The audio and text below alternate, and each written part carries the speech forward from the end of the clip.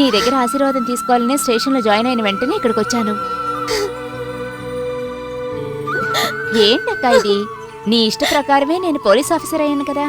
ఇక మన కష్టాలు బాధలు అన్నీ తీరిపోతాయి.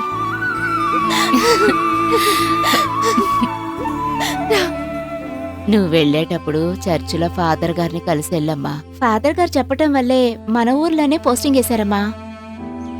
అక్క, నువ్వు త్రిషాని చూసావా? ఒక్కసారి టౌన్లో చూశాను. దానితో ఒక పాప ఉంది. వాళ్ళ అత్తయ్య గారు ఉన్నట్టున్నారు. ఏం మాట్లాడలేకపోయాను. వాళ్ళ గురించి నీకు తెలిసిందేగా. నాన్న ఒకసారి జంక్షన్లో గొడవ చేశారు. మా సార్ని అనవసరంగా కొట్టారు. నన్నేం చేసినా పర్వాలేదు, కానీ ఆయన పాపం. అరే, పోలీసమ్మ వచ్చేసిందా? ఫాదర్, నన్ను ఆశీర్వదించండి. నా ఆశీర్వాదం కాదమ్మా, అంతా భగవంతుడి ఆశీర్వాదం. ఇప్పుడే మీ గురించి మాట్లాడుకుంటూ ఉన్నాం. ఆహా, ఈ వేషంలో చూస్తే నువ్వు లక్షణంగా ఉన్నావు. ఇక ఈ ఊర్లో ఎలాంటి సమస్య రాకుండా చూసుకోవాల్సిన బాధ్యత నీదే. మెర్లిన్, ఇప్పుడు నీకు ఎలా ఉందమ్మా? 23 ఏళ్లగా రాని మార్పు ఇప్పుడొస్తుందా ఏంటి ఫాదర్? నువ్వు దేనికి బాధపడకమ్మా. భగవంతుడు ఈ బిడ్డల ప్రార్థన తప్పకుండా వింటాడు. ఇక నేను లేచి నడవాలని లేదు. ఇలాగే నేను చచ్చిపోతే బాగుండు. నీకన్నా ఎక్కువ వేదన అనుభవిస్తున్న వాళ్ళు ఈ ప్రపంచంలో చాలా మంది ఉన్నారు. విశ్వాసంగా ఉన్న వాళ్ళని భగవంతుడు ఎప్పుడూ శోధిస్తాడు. మెర్లిన్, నీ కష్టాలన్నీ ఆ భగవంతుడికి చెప్పుకో. ఆ యేసు నిన్ను కాపాడుతాడు. అలాగే ఫాదర్.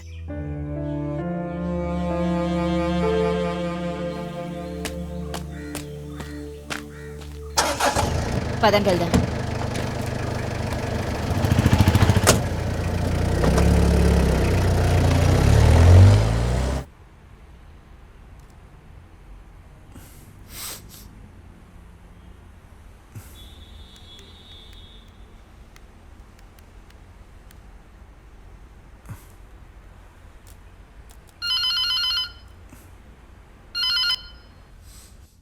Hello, Talluru finance.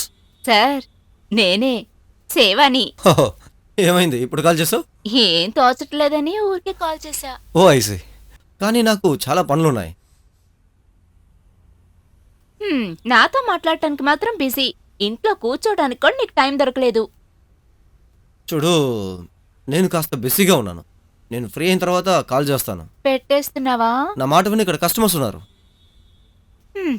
సరే. ఓకే.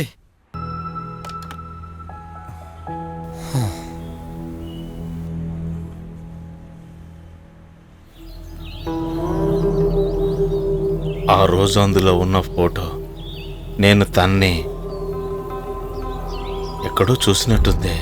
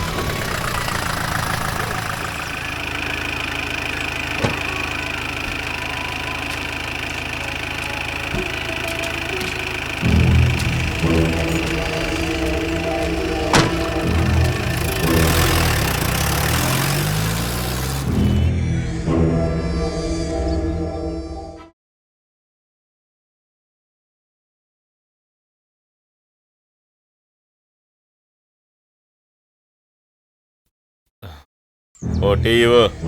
ఏ బాబు ఓ టీ ఇవ్వు.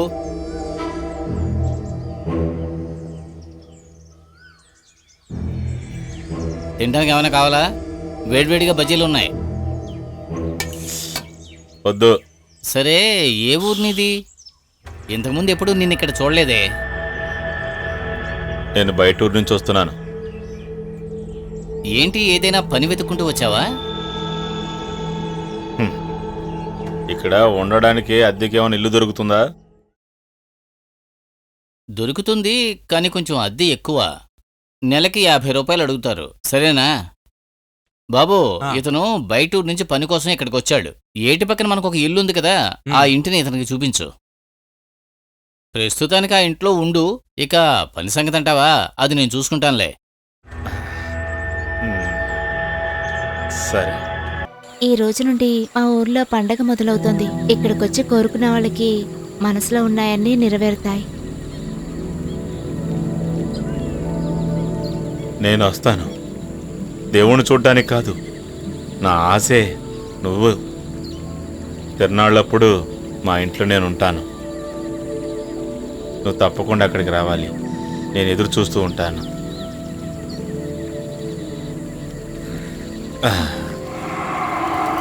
నే కాననే కనం తారనే కనం